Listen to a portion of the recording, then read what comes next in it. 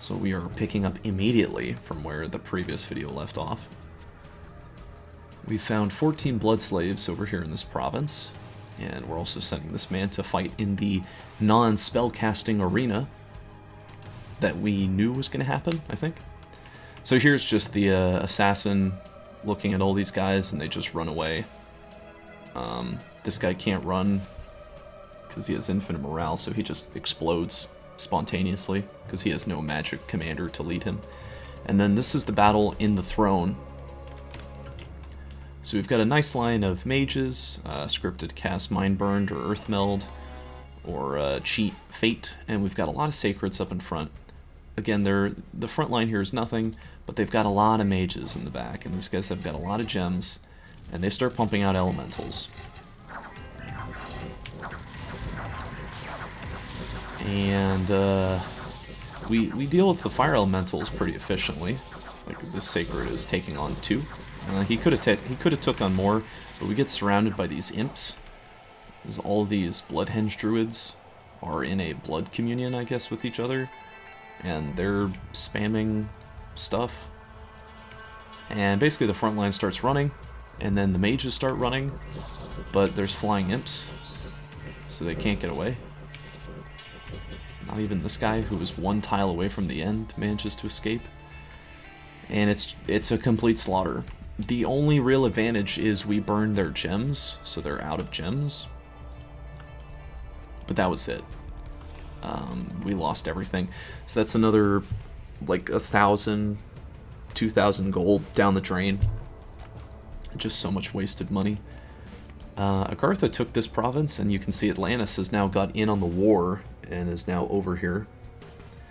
I think Atlantis and Agartha have some sort of diplomatic error that they make. They maybe this was just posturing by Atlantis, but he like tricks Agartha into thinking they're allies, but Atlantis was going to attack Agartha the whole time because of some fabrication Agartha made up, some like extremely minor lie. Like Agartha said, "I can't expand anywhere," and Atlantis believed him. Something over these 2 provinces, which just seems really silly. Like, you can see he can expand to all these... I don't get it. It just seemed like justification for war. So I think Atlantis is going after Agartha full bore now. And Agartha is still hitting Vanheim, so I'm not really worried about Vanheim attacking me. Because I also think Atlantis is interested in stealing Vanheim's land. Otherwise, just sight searching around here. This guy's going into the arena naked. He's going to go up against this guy, this Fomorian king, who has got lightning reflexes. So we'll see how that goes. And we're just researching a lot, just trying to recover from that terrible blunder, making charioteers to hopefully assist in hitting the throne again. We're finally getting lizard shamans, so that'll be cool. And now to turn 22. So let's check out the arena. So Agartha also sent a little commander. This is just an ancient lord.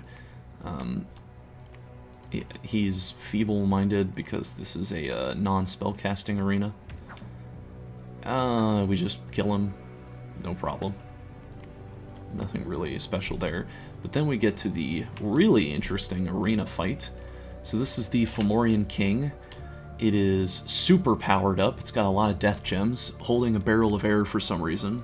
Really no reason to bring this into the arena.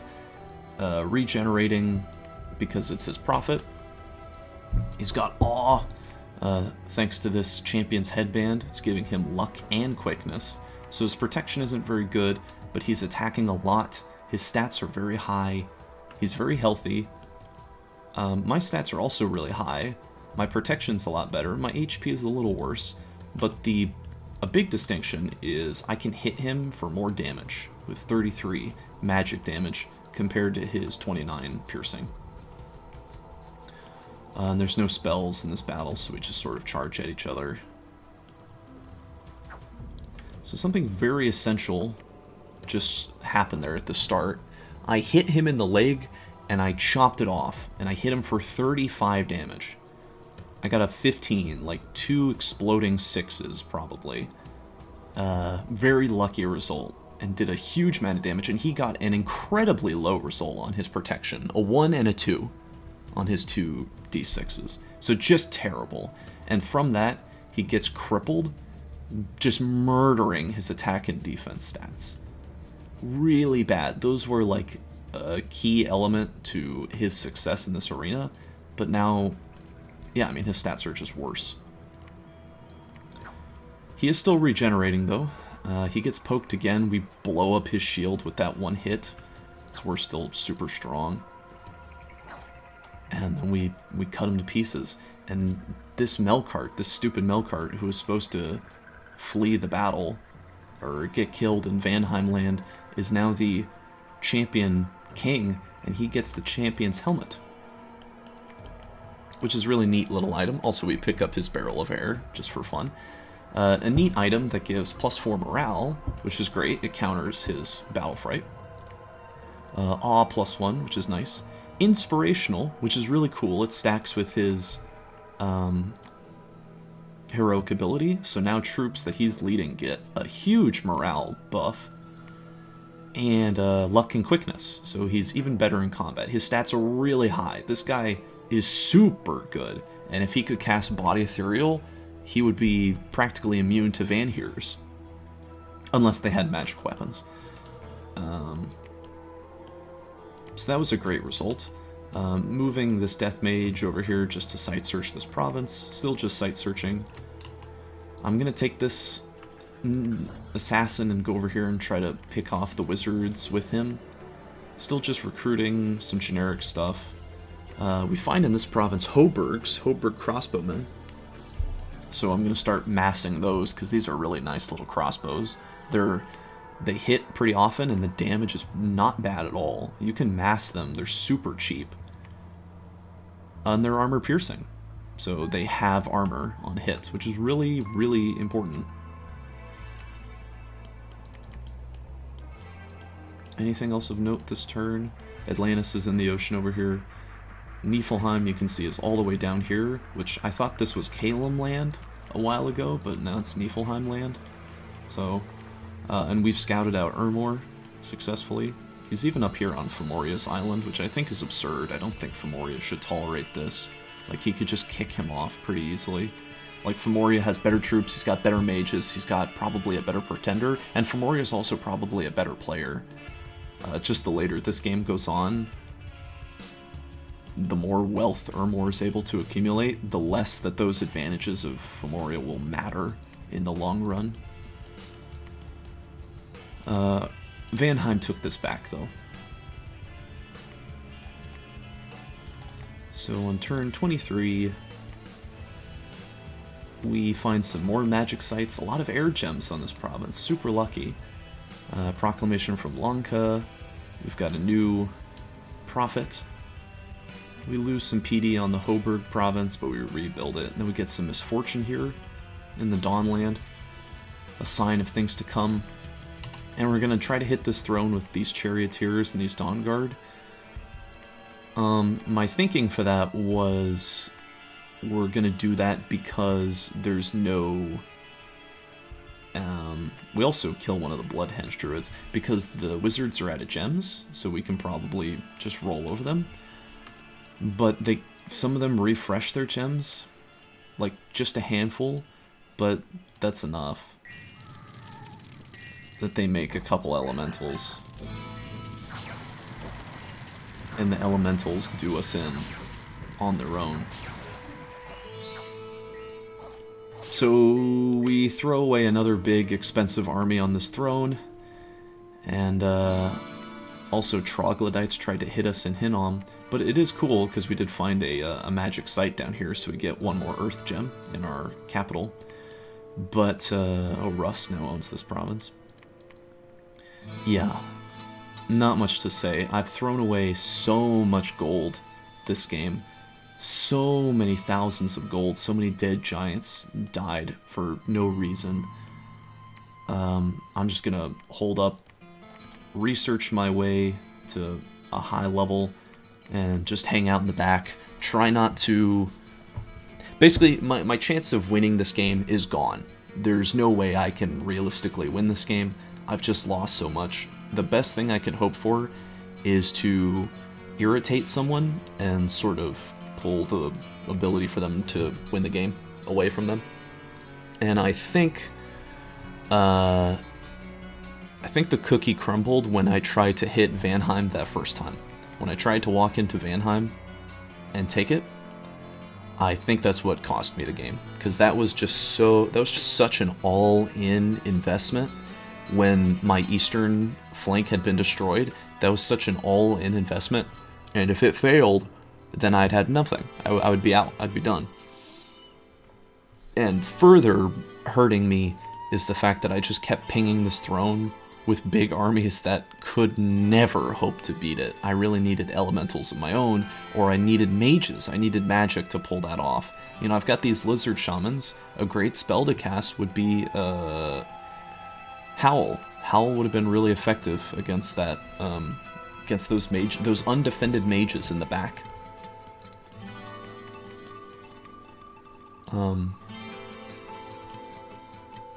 But yeah, I'm just gonna click through these turns somewhat quickly now, because I am apathetic about my ability to win the game. Researched a lot of stuff here. Another throne claimed by Lanka. We tried to assassinate a Bloodhenge Druid and it worked. I suppose this is noteworthy. You can see this is Calum attacking Niflheim, and Niflheim just has a bunch of these big scary giants. Using a similar bless strategy to me in the Jotunheim game, just giving them regeneration and making them super tanky. They have really high hit points naturally, so they're really strong. Who is that who just got blown up by a lightning bolt? Is that a commander? I guess not. I guess it was just this Jotun warrior. Yeah. Anyway, they cast Natural Rain.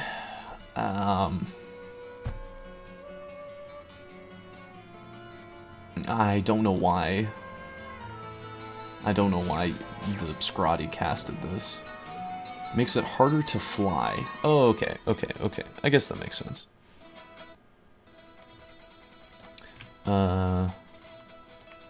Yeah, but, I mean, Calum doesn't have much here. His front line is just trash, but he has a lot of, like, really expensive, powerful commanders in the back.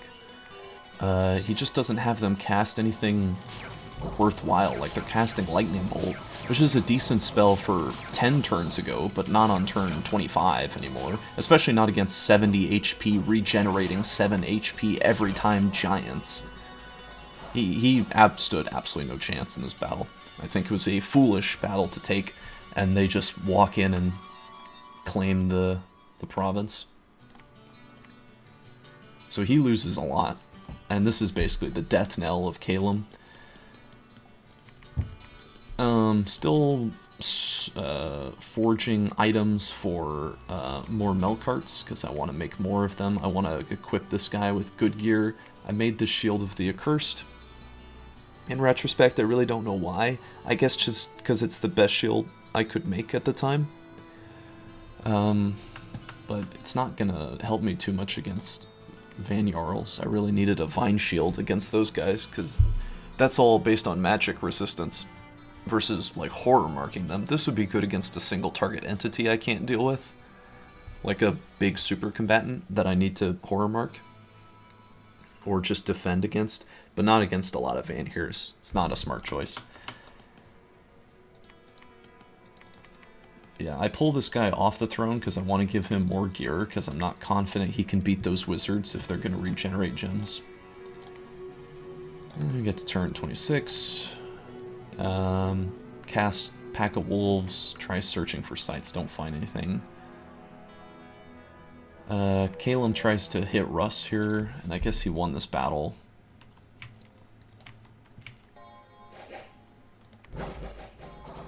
This is just against some, like, Russ PD. He just assassinates the commander. This is why you don't PD dump. It's just stupid against flying opponents. They'll just kill the commander and you lose the province. We get a nice troll pinata. Kill some brigands. Yeah, just moving guys around. Getting these sanguine dowsing rods finally, because we've got construction 4. And gonna cast Pack of Wolves to get some patrolling armies out to assist in blood hunting. Still making a lot of gems, even though we aren't finding more magic sites. I guess I'll go to turn 30. 27. More Pax Wolves, no sites. Actually, we found one here. We found a maze, which is good. More Astral Pearls. We were lacking for those. Lanka hitting Independence over here. Niflheim just continuing to bulldoze through Kalem's land. I think at this point Kalem went AI. Unsure. If not this turn, then the next one. I'm really worried about Russ sending an army to attack me. In fact, I'm almost positive at this point that they are going to attack me, so I'm sending more scouts over. But again, it's like, what can I realistically do? If he shows up with a bunch of units, how do I stop them? And the answer is I don't. So it's just sort of like his mistake to not be attacking me at this point. It's also Vanheim's mistake to not be attacking me, but I think this was the turn that Vanheim declared the NAP was void and he was going to hit me in a few turns. So I start building up. I've equipped this Melkart out with some good stuff. He hits really hard. He's going to be my new prophet. He's got reinvigoration. His map move is super high, even though he is leading an army. But his army, look at the morale, +7 morale. Even these Hoburgs go up to morale 15. I thought that was cool. We're so poor we can't afford anything. We made one Melkart this turn.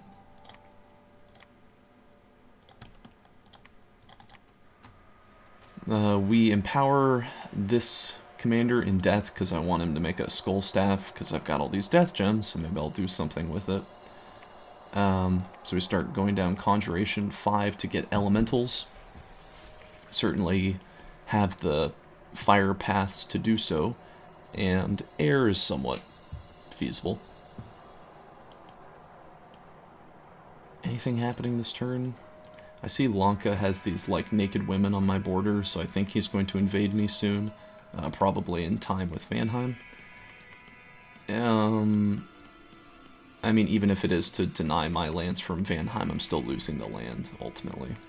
I've been trying to patrol this province routinely, but I just can't do much to the unrest, and I really want to because there's a hidden gold mine here, and this is actually a super valuable province. But I guess this isn't enough patrolling stuff. I have these guys, I have everyone on retreat, just in case a Vanheim army pops up and, like, blows me out. I don't want to get got. Only a couple more turns here. So we finished Conjuration 3. We got some blood slaves. We tried to assassinate a wizard. It didn't work at all. We even brought some vine men along. He picked up a spear from another wizard that he assassinated.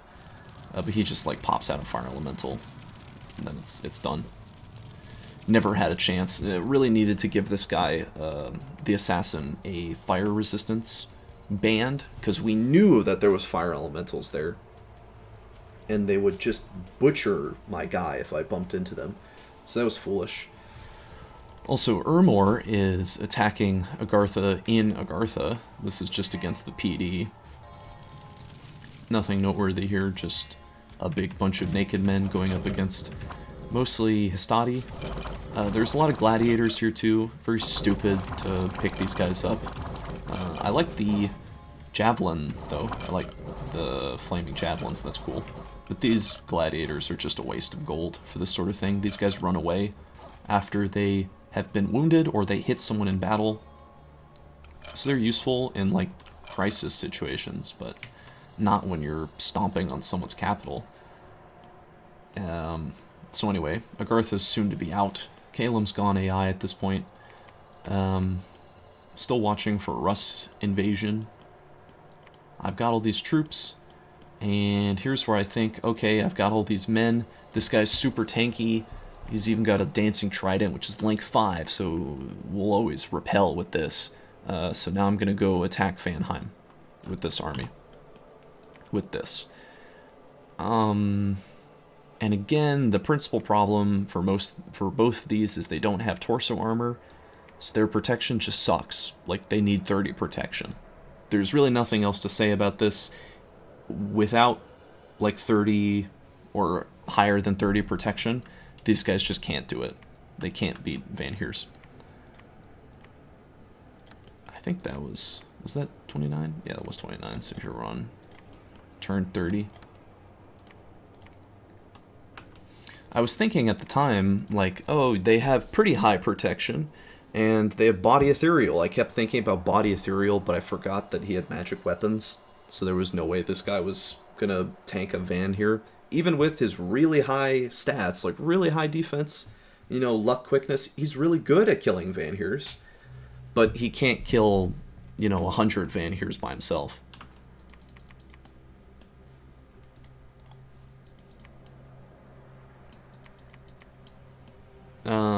I give this guy the Skull Staff, and I have him spend a turn researching. Oh, I gave all my gems to Lanka, because I felt I was dead. Still watching for Russ invasion. Atlantis has took this province from Agartha, and probably all this stuff too, and all this underwater, so Atlantis is actually in a pretty good position to win the game. I don't know if they have any thrones. They do. They have the Throne of Air. But Fomoria's got the Throne of Earth now, so I have to imagine that this throne next to me, considering what it's made of, is probably the Throne of Gaia, which is really an underwhelming throne to be in your cap. But I don't know that for certain. I'm just guessing because of like the blood druids and the Woodhenge thing. Calum itself is being sieged now. It's just him killing PD. Oh yeah, I guess Vanheim started his invasion of me now. All he has are these somewhat naked Van Jarls. For some reason, he's given them the troll equipment. Like there was a troll province, and he gave them this stuff. Like this armor's just, this thing just sucks. This is really awful. You would never want to wear this. The protection isn't very high. The defense penalty is high, though, and the encumbrance is massive. Also, it hurts your map move, and these guys should have really high map move. But this is just a PD dump. And PD dumps don't work in Dominions, so they just get chopped to pieces. And he also took this province, again, just like no problem. We find a lab in this province over here, which is cool. So now both these provinces have labs now, which is quite odd. And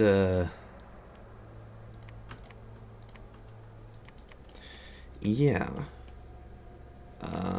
this army's just walking around for fun.